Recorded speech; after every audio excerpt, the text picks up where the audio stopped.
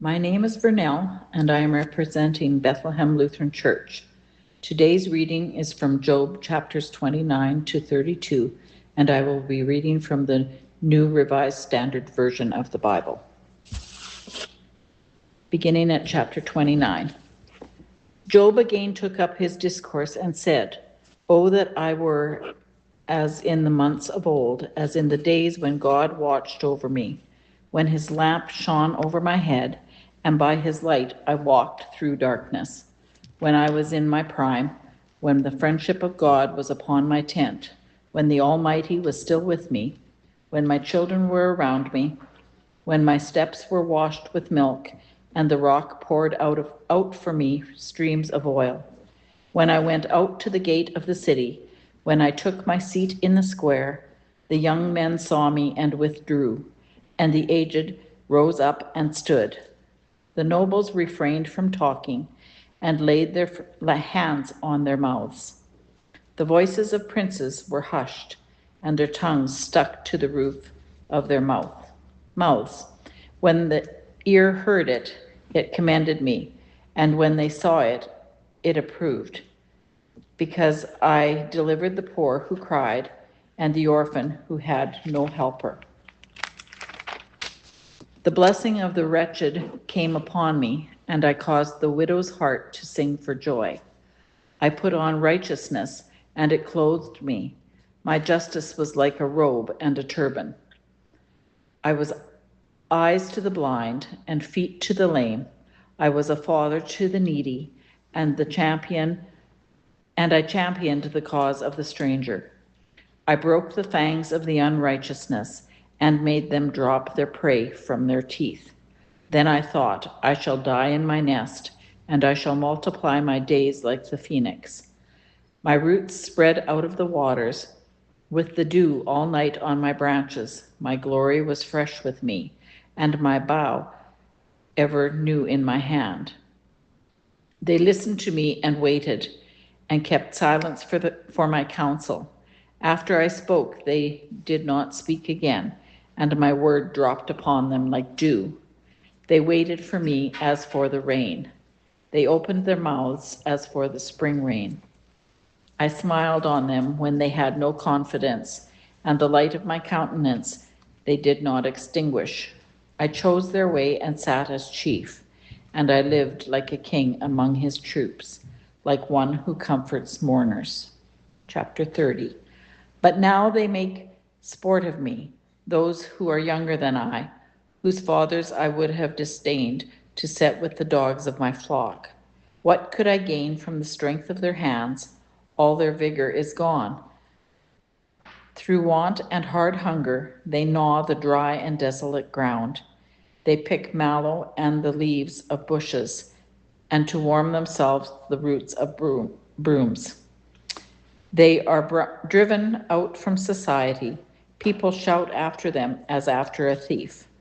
In the gullies of wadis they must live, in holes in the ground and in the rocks. Among the bushes they bray, under the nettles they huddle together. A senseless, disputable brood, they have been whipped out of the land. And now they mock me in song. I am a byword to them. They abhor me.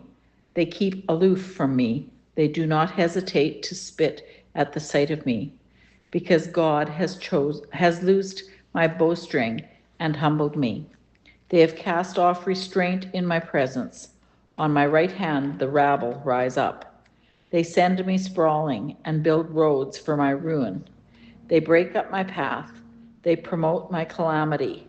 No one restrains them. As through a wide breach they come, amid the crash they roll on. Terrors are turned upon me. My honor is pursued as by the wind, and my prosperity has passed away like a cloud. And now my soul is poured out within me. Days of affliction have taken hold of me. The night racks my bones, and the pain that gnaws me takes no rest. With violence he seizes my garment. He grasps me by the collar of my tunic. He has cast me into the mire, and I have become like dust and ashes. I cry to you, and you do not answer me. I stand, and you merely look at me. You have turned cruel to me. With the might of your hand, you persecute me. You lift me up on the wind, you make me ride on it, and you toss me about in the roar of the storm. I know that you will bring me to death and to the house appointed for all living. Surely one does not turn against the needy when in disaster they cry for help. Did I not sweep for those whose day was hard? Was not my soul grieved for the poor? But when I looked for good, evil came, and when I waited for light, darkness came. My inward parts are in turmoil and are never still. Days of affliction come to meet me. I go about in sunless gloom. I stand up in the assembly and cry for help. I am a brother of jackals and a companion of ostriches. My skin turns black and falls from me, and my bones burn with heat.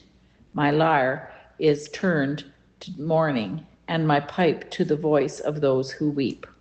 Chapter 31. I have made a covenant with my eyes. How then could I look upon a virgin? What would be my portion from God above, and my heritage from the Almighty on high? Does not calamity befall the unrighteous, and disaster the workers of iniquity? Does he not see my ways and number all my steps? If I have walked with falsehood, and my foot was hurried to deceit, let me be weighed in a just balance, and let God know my integrity. If my step has turned aside from the way, and my heart has followed my eyes, and if any spot has clung to my hands, then let me sow and another eat, and let what grows for me be rooted out. If my heart has been enticed by a woman, and I have lain in wait at my neighbor's door, then let my wife grind for another, and let other men kneel over her. For that would be a heinous crime, that would be a criminal offense, for that would be a fire consuming down to Abaddon, and it would burn to the root all my harvest. If I have rejected the cause of my male or female slaves when they brought a complaint against me, what then shall I do when God rises up? When he makes inquiry, what shall I answer him? Did not he who made me in the womb make them? And did not one fashion us in the womb?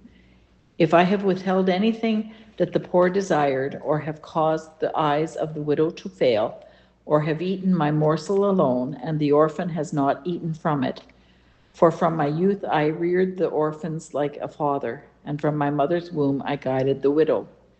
If I have seen anyone perish for lack of clothing, or a poor person without covering, whose loin have not blessed me, and who was not warmed with the fleece of my sheep?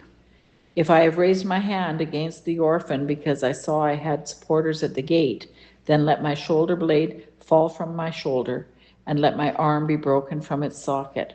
For I was in terror of calamity from God, and I could not have faced his majesty. If I have made gold my trust, or called fine gold my confidence, or if I have rejoiced because my wealth was great, or because my hand had gotten much, if I have looked at the sun when it shone, or the moon moving in splendor, and my heart has not secretly enticed, and my mouth has kissed my hand, this also would be an iniquity to be punished by the judges, for I should have been false to God above. If I have rejected at the ruin of those who hated me, or exulted when evil overtook them, I have not let my mouth sin by asking for their lives with a curse. If those of my tent ever said, "Oh, that we might be sated with his flesh," the stranger has not lodged in the street. I have opened my doors to the traveler. If I have concealed my transgressions, as others do, by hiding my iniquity in my bosom, because I stood in great fear of the multitude, and the contempt of families terrified me, so that I kept silence and did not go out of doors. Oh, that I had one to hear me. Here is my signature. Let the Almighty answer me. Oh, that I had the indictment written by my adversary. Surely I would carry it on my shoulder. I would bind it on on me like a crown. I would give him an account of all my steps. Like a prince, I would approach him. If my land has cried out against me, and its furrows have wept together, if I have eaten its yield without payment, and caused the death of its owners, let thorns grow instead of wheat, and foul weeds instead of barley. The words of Job are ended. Chapter 32. So these three men ceased to answer Job, because he was righteous in his own eyes. Then Elihu, son of Barashel, the Buzite of the family of Ram, became angry. He was angry at Job because he justified himself rather than God. He was angry also at Job's three friends because they had found no answer, though they had declared Job to be in the wrong. Now Elihu had waited to speak to Job because they were older than he. But when Elihu saw that there was no answer in the mouths of these three men, he became angry. Elihu, son of Barashel, the Buzite, answered, I am younger in years, and you are aged. Therefore I was timid and afraid to declare my opinion to you. I said, let days speak and many years teach wisdom. But truly it is the spirit in a mortal, the breath of the Almighty that makes for understanding. It is not the old that are wise, nor the aged that understand what is right. Therefore I say, listen to me. Let me also declare my opinion. See, I waited for your words. I listened for your wise sayings while you searched out what to say. I gave you my attention, but there was in fact no one that confuted Job, no one among you that answered his words. Yet do not say, we have found wisdom. God may vanquish him, not a human.